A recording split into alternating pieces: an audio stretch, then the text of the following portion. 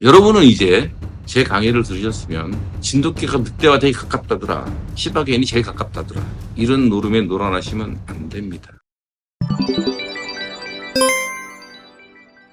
우리 개는 이리의 후예입니다.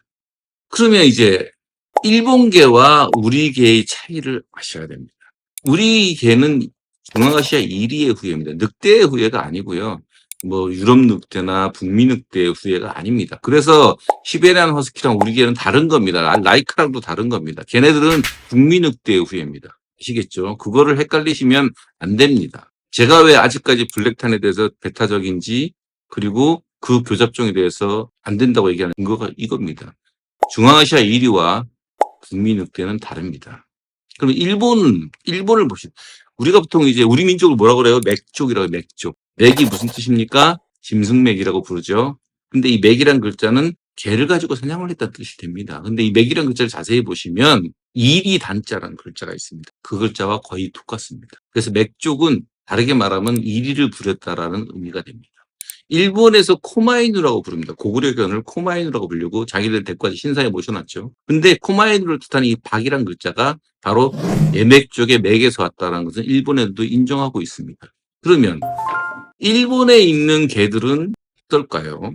일본에는 늑대가 두 종류가 있습니다.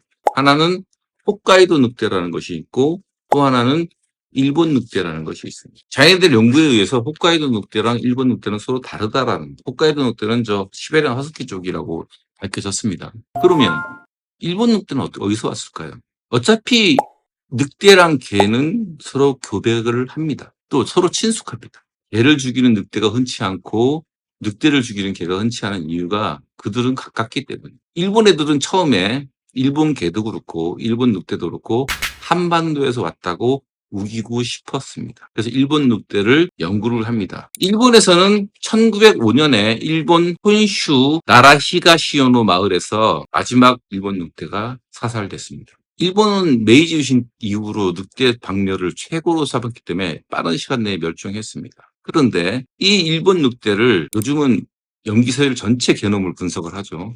분석을 했더니 연구 결과가 나왔습니다. 중국과 러시아의 113개의 고대 계속 동물의 표본에서 수출한 염기 배열을 검사한 결과 일본 늑대의 조상이 아닌 걸로 나타났습니다.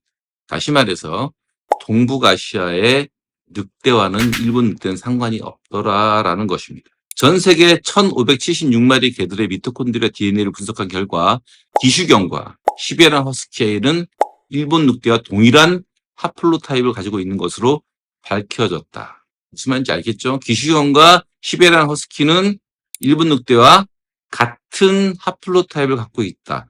즉 과거 이종교배한 사실을 알 수 있었다라는 겁니다. 왜 일본 시베견에 블랙탄이 있는지 아시겠죠? 일본 늑대 미토콘드리아 DNA에는 더 진보된 연구는 그들이 더 나아가 두 개의 분리된 그룹으로 나눌 수 있다는 것을 보여주는데, 하나는 기슈견, 하나는 시베리안 허스키, 그리고 시바에서 오는 시퀀스 또한 두 개의 그룹으로 나눌 수 있다는 걸 보여주었다. 이 개들은 전 세계 개들 중 mDNA 계통수의 클레이드 F에 해당하는데, 분기구 F는 수컷개와 일본 늑대의 한 개 이상의 암컷 조상 사이에 희귀한 혼합물에서 유래하여 개 유전자 풀에 기여하였다는 의미다. 다시 말해서 일본 늑대는 다른 회색 늑대의 개척원으로부터 분리시키고 고대 mDNA 하플로그룹 2, 즉 오늘날 이탈리아 늑대와 유럽 늑대의 그룹에 속한다. 홋카이도 늑대는 북미 늑대의 그룹에 속하지만 일본 늑대와 일본개, 기수견, 시바견은 이탈리아와 유라시아 늑대 그룹에 속한다라는 얘기입니다. 여러분은 이제 제 강의를 들으셨으면 진돗개가 늑대와 되게 가깝다더라, 시바견이 제일 가깝다더라, 이런 노름에 놀아나시면 안 됩니다. 무슨 늑대인지가 중요하죠. 우리 개들은 수많은 일본 개들과 교잡해 왔습니다. 개장사들에 의해서 수없이. 그러니 당연히 일본에 있는 일본 늑대 그게 나오겠죠. 그 개들을 대상으로 한다면. 그리고 일본 시바와 기주와 같이 나오겠죠. 그 노름에 놀아나시면 안 됩니다. 우리 토종개라면 이탈리아 유라시아 늑대의 피도 나와서는 안 되고, 북미 회색 늑대도 아니고 중앙아시아 1위의 혈통이 나와야 됩니다. 그래야 TM에서 온 거고, TM이 조선늑대에서 왔다는 말을 뒷받침하는 것이고, 그게 우리 개와의 차이입니다. 우리 개는 중앙아시아 1위의 개입니다. 늑대의 후예라고 얘기하지 마세요. 그러면 절대 우리 개를 찾을 수가 없습니다. 과거 처음 제가 진돗개를 공부하고 애들을 키울 당시에 수없이 들었던 말이 있습니다. 개가 늑대 소리를 내면 안 된다. 까야 된다. 이유는 뭐냐? 늑대 피가 들어가서라. 재수 없답니다. 저도 처음에 그 말을 그런가 보다 1, 2터 생각했습니다. 그래서 애들을 길렀어요. 근데 순열도를 올리면 올릴수록 점점 얘들이 이리 소리를 내네요. 제가 연구소 들어오면 요즘 우리 연구소 애들 어떻게 울어요?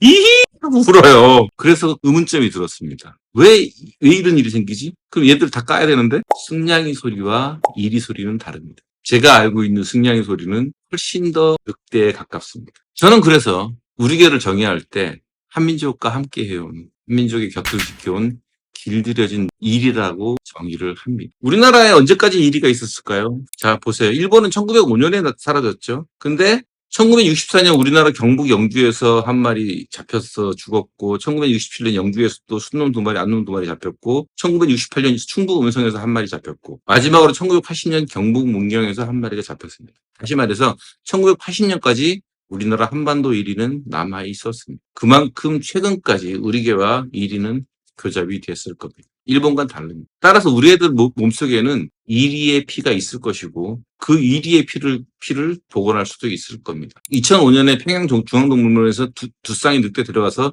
자연번식을 통해서 지금 급여에서 새끼를 내키고 있고요. 그 외에 뭐 서울대 수의학과에서 체세포 핵시험 기술로 한 거는 만들어서 다 두 마리가 다 폐사됐고요. 2008년 러시아의 대권에도 다 폐사됐습니다. 다행스럽게 2011년 멸종위기 야생동물 식물 후보종 제도에서 국립생물자연관에 지금 생물 소재 한 점과 유전 정보 645점, 디지털 자료 7건이 남아 있습니다. 저는 국립생물자원관에 있는 이 생물 소재 한 점과 유전 정보 645점, 디지털 자료 7건을 가지고 한국 토종 1위의 복원도 가능할 수 있겠지만 우리 개의 복원에 단초도 제공할 수 있다고 저는 생각하고 있습니다.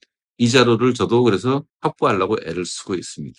그러면 이제 여러분들은 승냥이와 이리와 늑대의 차이를 아셨을 거고, 따라서 우리 개는 중앙아시아 이리의 후예이기 때문에 단순한 늑대와 닮았다는 말과는 전혀 다른 의미라는 것을 아셔야 되고, 그렇기 때문에 시베리안 허스키나 말라무트 라이카 등과는 우리 개는 전혀 계통이 다르다는 것을 아셨을 겁니다. 티베탄 마스티프는 몽고에서는 뭐 방하르, 좀 작게 축소돼서 방하르라고 불리기도 하고, 외국에서는 티베탄 마스티프라고 불리고, 일본에서는 코마이누라고 불립니다. 지금 중국에서 말하는 짱아오라는 개는 티베탄 마스티프가 아닙니다. 티베탄 마스티프는 기본적으로요, 티베트에서 벗어나면 번식이 안 됐습니다. 왜냐하면 고도 차이 때문입니다. 우리가 일반 평지에 살던 여성이 티베트에 가면 임신이 안 됩니다. 너무 높아서. 그 비슷한 이유로 짐작되지만 그래서 티베탄 마스티프는 1915년까지 티베트에서 아무리 갖고 내려와도 번식이 안 됐습니다. 어쨌든 지금의 중국에 있는 짱아오는 티베탄 마스티프가 아닙니다. 중국 애들은 지금 그런 말을 한다고 그러네요. 짱아오 가지고 큰 사자머리, 작은 사자머리, 호랑이 머리 이렇게 분류를 한다고 합니다. 재밌는 얘기예요. 티베트에서는 티베탄 마스티프 어떻게 부르예요? 사자형, 호랑이형, 표범형, 늑대형, 여우형 이렇게 분류합니다. 그중에서 사자와 호랑이형만 개인이 기르지 않고 사원에 갖다 바칩니다. 사원을 지키는 영물로서. 어쨌든 간에 제가 단합의 유치 교수의 논문을 알기 전부터 언론분들 사이에 정말 진정한 대가분들 사이에서는 이런 말이 내려왔습니다. 우리 개는 몽고에서 왔다. 제가 단합의 유치 교수의 논문을 살피고 이런 것을 살피는 거는 제가 경험에서 갖고 온 심득하고 신을 뒷받침해줘 모든 과학적인 자료를 찾은 것에 불과하지 그 자료를 보고서 이런 생각을 가진 게 아니라는 점. 똑같은 이유로 우리 개는 일이라는 것도 논문에서 그렇게 찾은 것뿐이지 원래 근본 시작은 아이들을 보고서 다름을 알았기 때문에 아이들의 구성은 거짓말을 못합니다.